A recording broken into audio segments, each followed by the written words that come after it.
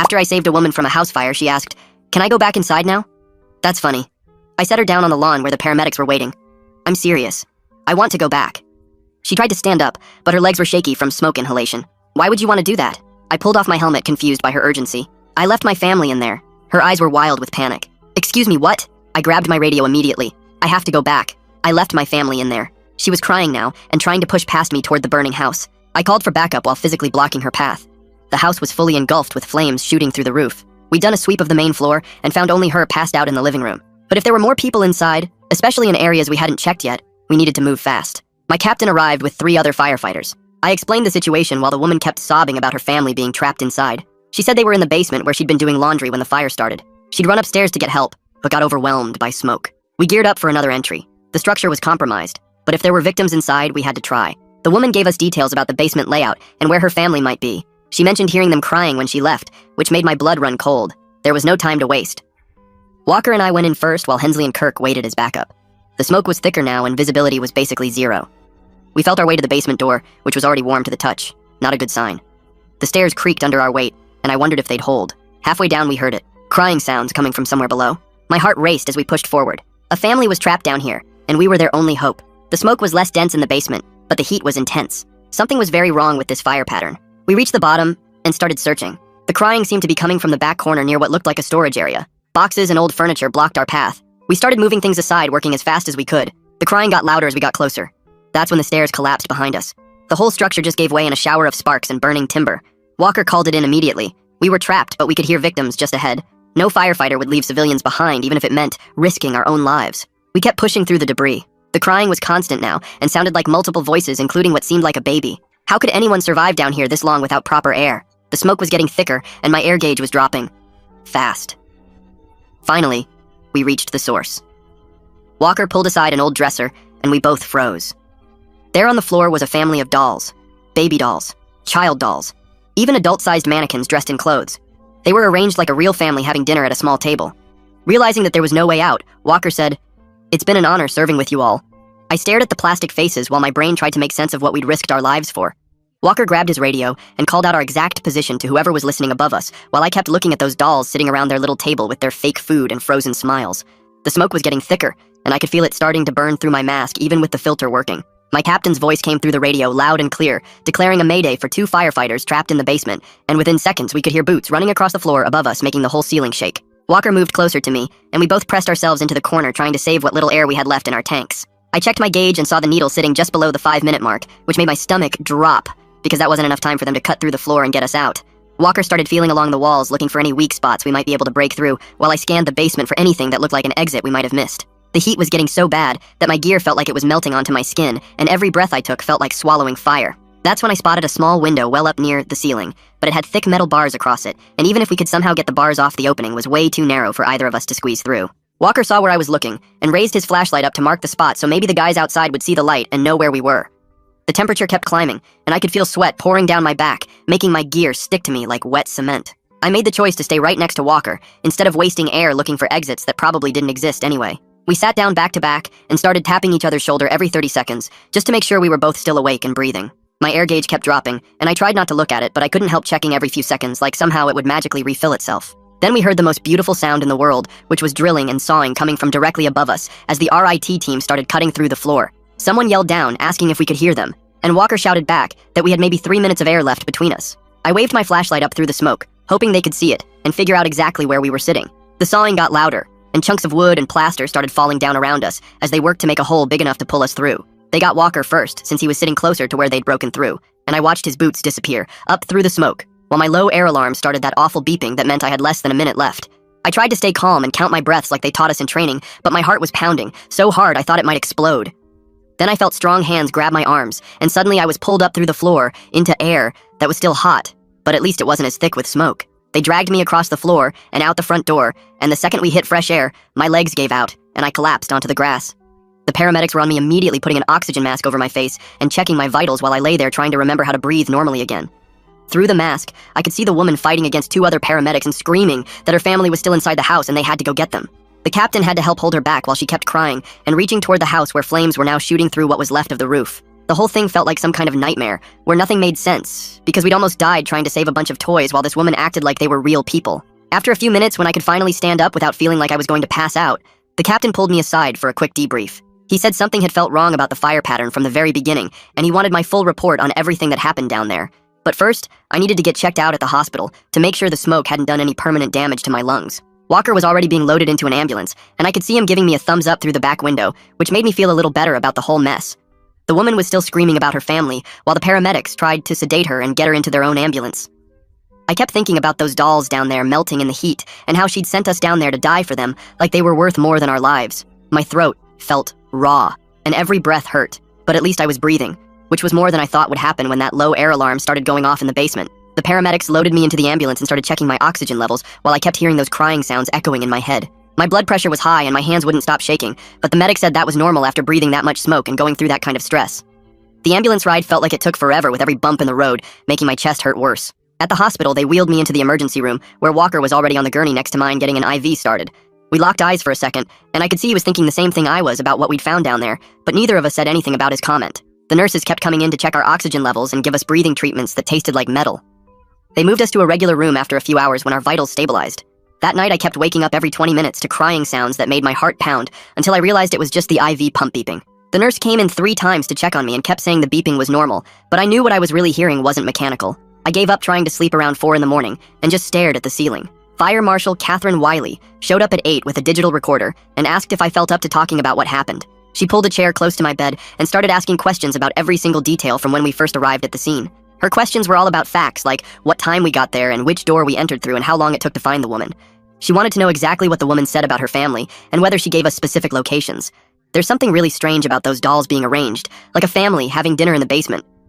Why would someone set that up so carefully and then act like they're real people who need rescuing? I told her everything I could remember while she took notes and recorded it all. Then she pulled out her phone and played me Walker's statement from earlier that morning. His voice sounded rough from the smoke, but steady, until he got to the part about thinking we were going to die. When he explained that saying it was an honor was just his way of dealing with thinking we wouldn't make it out, his voice cracked, and I had to look away. Catherine stopped the recording and pulled up the original 911 call on her tablet. Underneath the woman's panicked voice telling the operator about the fire, you could hear these faint crying sounds in the background that repeated every few seconds. She asked if that matched what we heard in the basement, and I nodded, because it was exactly the same pattern. That afternoon, she drove me back to the scene in her department vehicle.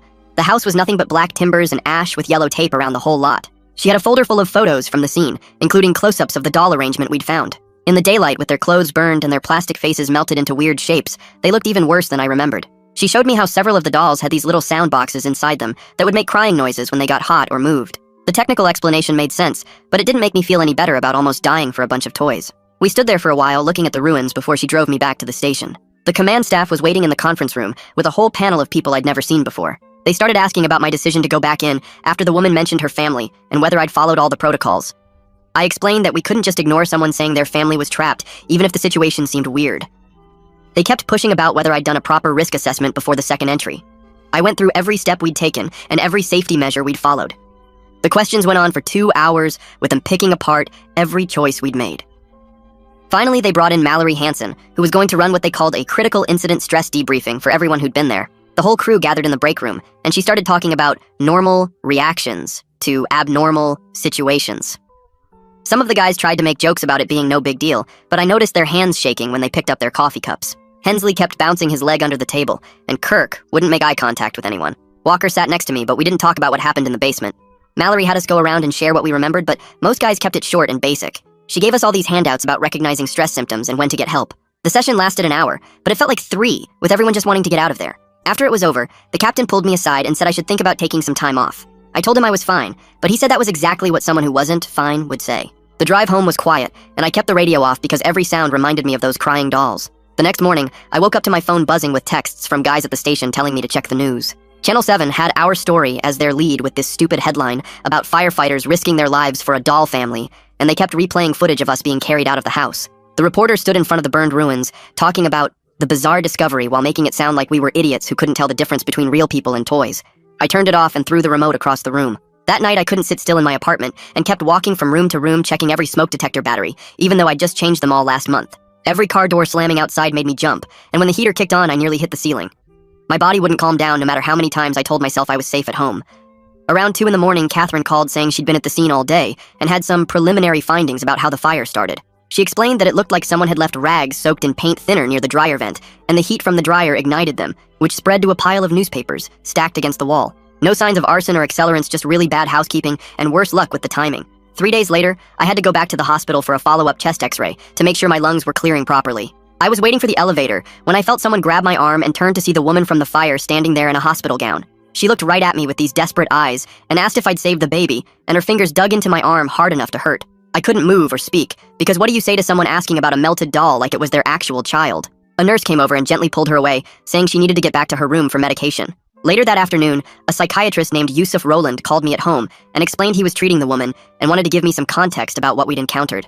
He told me she'd lost her husband and 2 kids in a car accident 5 years ago when a drunk driver hit them head-on while she was at work. The dolls started as a grief thing where she'd buy ones that looked like her kids, but then it got worse and she started treating them like they were real. Hearing that made my anger turn into this uncomfortable feeling in my stomach, because now I understood why she'd been so desperate for us to save them. Catherine had me come to her office the next week to listen to the enhanced audio from our body cameras where she'd isolated just the crying sounds.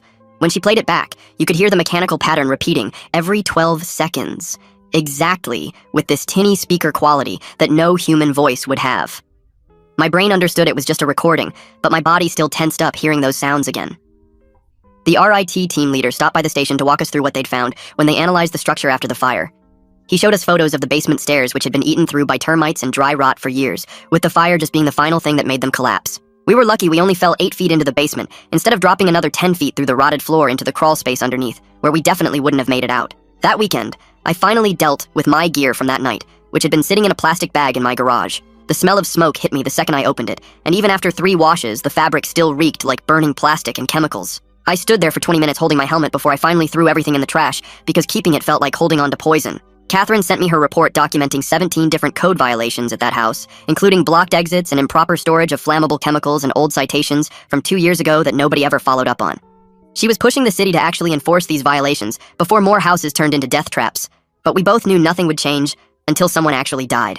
Risk management scheduled me for an interview about the incident and spent 3 hours asking me to justify every single decision we'd made from the second we arrived on scene. They wanted exact times for when we entered and when the stairs collapsed and why we didn't wait for more backup, and whether we'd done a proper size-up before the second entry. Their questions felt like accusations that we'd screwed up somehow, even though we'd followed every protocol and saved the only actual person in that house. I answered everything they asked, but hated how they turned our split-second choices into spreadsheet data, like we'd had time to run a cost-benefit analysis while hearing what we thought were dying kids. 2 nights later, my phone rang at 3 in the morning, and Walker's name lit up the screen. I answered, and heard him breathing heavy on the other end, before he finally said he couldn't stop dreaming about being buried alive under burning wood.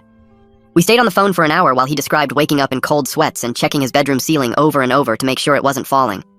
Neither of us mentioned the department counselor at first, but eventually we both admitted we needed to talk to someone who actually knew how to deal with this stuff. The next morning, Mallory called me into her office at the station and suggested I take temporary light duty while I processed everything. I sat there shaking my head and telling her I was fine to work regular shifts, but she pulled out a folder with my medical reports and pointed to where the doctor noted elevated heart rate and blood pressure during my last checkup. She reminded me that pushing through trauma without dealing with it just makes everything worse later, when your body finally crashes. I left her office with paperwork for modified duty starting the next week. Catherine stopped by my apartment that afternoon with a stack of witness statements she'd collected from the neighborhood. She spread them out on my kitchen table and showed me reports from 3 different neighbors who'd seen the woman eating dinner with her dolls every single night at exactly 6 o'clock. One neighbor described hearing her singing lullabies through the open windows on summer evenings and watching her tuck the dolls into actual beds she'd set up in what used to be her kids' rooms. Another statement mentioned the woman pushing a baby carriage with dolls inside it around the block every morning, like she was taking real children for a walk. The woman actually grabbed him at the hospital asking if he saved the baby. That's really unsettling. I wonder how long she's been unable to separate those dolls from reality, if she's still calling them her baby even after the fire. The details painted this picture of someone so lonely and broken that reality just stopped making sense to her. I picked up the local paper the next day and found an opinion piece on page 4 questioning whether firefighters should risk their lives based on unverified information from someone who was clearly not mentally stable. The writer suggested we should have done a more thorough assessment before re-entering a compromised structure for what turned out to be toys. Reading those words made my hands shake, because this person sitting safe at their desk had no idea what it felt like hearing those crying sounds and believing real people needed help.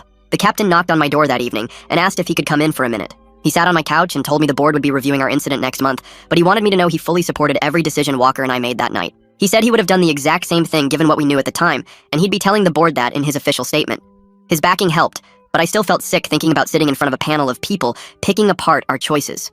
A week into light duty, I drove to the burned lot one evening when nobody else was around.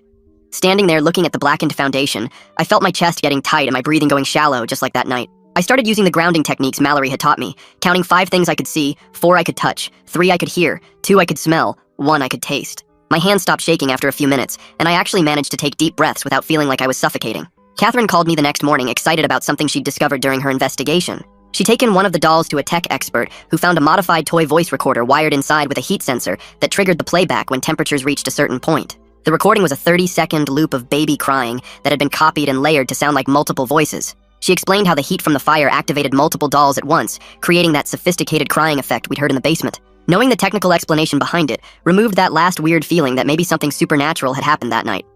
The fire marshal's office sent out a department-wide training bulletin 2 weeks later, using our incident as a case study. They focused on recognizing hoarding dangers and understanding how heat can trigger unexpected sounds from electronics and toys during structure fires. The bulletin included photos from the scene and technical diagrams showing how the doll mechanisms worked. Reading through it, I felt like maybe our experience could prevent another crew from going through the same thing. That night, I sat at my desk and started writing a letter to the woman, explaining what we'd found in her basement and why we couldn't save her family. I wrote about understanding loss and how sometimes our brains create different realities to protect us from pain that feels impossible to survive. I described the dolls arranged at their dinner table and how we'd risked everything to reach them because we believed they were real. I wrote 3 pages before I realized I'd never send it, but the exercise helped me separate her tragedy from my own trauma. Yusuf called me the following week with an update on the woman's condition. He reported she'd be discharged to outpatient treatment within the month and wouldn't face any criminal charges since the fire was accidental and she hadn't intentionally endangered anyone. She'd be living in a supervised group home with daily therapy sessions and medication management to help her start processing her actual grief instead of living in the fantasy world she'd created. It seemed like the most reasonable outcome considering everything that had happened. Walker showed up at my apartment 3 days later carrying 2 coffees and looking tired but determined. He sat down at my kitchen table and pushed 1 coffee toward me before taking a long sip of his own. He told me he'd been thinking about stepping back from interior attack positions for a while now. I nodded and listened without trying to change his mind because we both had to find our own way through this mess. He explained how his wife had been crying every night since the incident, and his kids kept asking if Daddy was going to die at work. The way his hands shook slightly when he talked about it told me everything I needed to know about his decision. We sat there for an hour just drinking coffee and not saying much else because sometimes silence says more than words ever could. My first day back on light duty came the following Monday with a simple alarm malfunction at a strip mall. The panel showed a fault in Zone 3, which turned out to be a loose wire in the back storage room of a nail salon. I handled the reset procedure without my hands shaking or my chest getting tight, which felt like a bigger victory than it should have. The other guys on the truck treated me normal, and nobody mentioned the basement incident, which helped more than any special treatment would have. Catherine called me that afternoon, asking if I could stop by her office to review her near-final report before the board meeting. I drove over after my shift and found her surrounded by stacks of photos and witness statements organized into neat piles. She walked me through each finding, starting with the heat patterns that showed ignition near the dryer vent, where lint had built up over years. The chemical analysis revealed traces of paint thinner and other solvents on rags that had been stored too close to the heat source. She showed me diagrams of how the hoarding conditions created perfect fire spread with newspapers and magazines acting like kindling throughout the basement. Reading through her technical explanations helped me understand exactly what happened without the emotional weight of that night clouding everything. The board review happened 2 weeks later in a conference room at headquarters with 5 senior officers sitting across from me. They asked about our initial sweep procedures and why we didn't find the basement entrance during the first search. I explained how the door was blocked by boxes and furniture, which violated fire codes but wasn't visible through the smoke. They questioned our decision to re-enter based on unverified information from someone who was clearly distressed. I referenced department policy about potential victims and explained we had no way to know her mental state at that moment. They asked about the crying sounds and whether we should have recognized them as non-human. I told them about the heat and smoke affecting our perception and how realistic the recording sounded in those conditions. The panel members took notes and asked follow-up questions, but seemed satisfied with my explanations based on training and protocol. Catherine's official report came out the next week, determining accidental ignition from the dryer area combined with chemical-soaked rags as the cause. The hoarding conditions had turned what might have been a small fire into a fully involved structure fire within minutes. Reading those words brought relief that it wasn't arson or something worse, but also sadness about how preventable it all was. Simple maintenance and proper storage could have stopped this whole thing from happening. The social worker called to update me that the woman had been placed in a supervised group home after her house was condemned. She was getting daily therapy and medication management to help process her actual grief instead of living with dolls. It wasn't perfect, but she was safer now, and getting real help, which was better than before. The department rolled out new training modules the following month, focusing on hoarding indicators and basement entry protocols. They included sections on recognizing non-human sound sources during fires and how heat affects electronics and toys. Seeing our experience turned into something that could help other crews avoid the same situation gave it meaning. Walker accepted a position in the training division where he'd be teaching new recruits about fire science and safety protocols. He'd still respond to major incidents, but wouldn't be doing interior attack, which seemed like the right balance for him. His choice showed real strength because stepping back when you need to takes more courage than pushing through. I ran into one of the RIT team members at the grocery store and finally thanked him for pulling me out that night. He just nodded and said that's what they train for, but I could see he appreciated hearing it. The weight of survivor guilt had been making it hard to express gratitude, but saying those words out loud helped lift some of that burden. Mallory scheduled a one-on-one session with me to create a concrete plan for moving forward. We sat in her office and mapped out specific steps, including better sleep habits and gradual exposure to triggers. She helped me identify warning signs of panic attacks and taught me breathing exercises to use when I felt them coming on. We set up regular check-ins with other firefighters who'd been through similar incidents, which would help normalize what I was feeling. Having an actual roadmap with specific actions to take made me feel more in control than I had since that night in the basement. 3 days later at the hospital, I picked up a blank card from the gift shop and wrote just a few words inside about understanding loss. I gave it to the social worker who said she'd pass it along to the woman during her next visit. That night, I actually slept from 10 until 6 without jolting awake to phantom crying sounds or checking my apartment for smoke. My alarm went off, and I just lay there for a minute realizing I'd made it through a whole night. The woman rigged those dolls with actual voice recorders and heat sensors. That level of planning while dealing with grief makes me wonder if she knew exactly what she was doing when she called about her family being trapped. The next morning at the station, dispatch sent us out on a routine medical call for chest pains at a grocery store. I handled the assessment and loaded the patient without my hands shaking or my mind going anywhere else.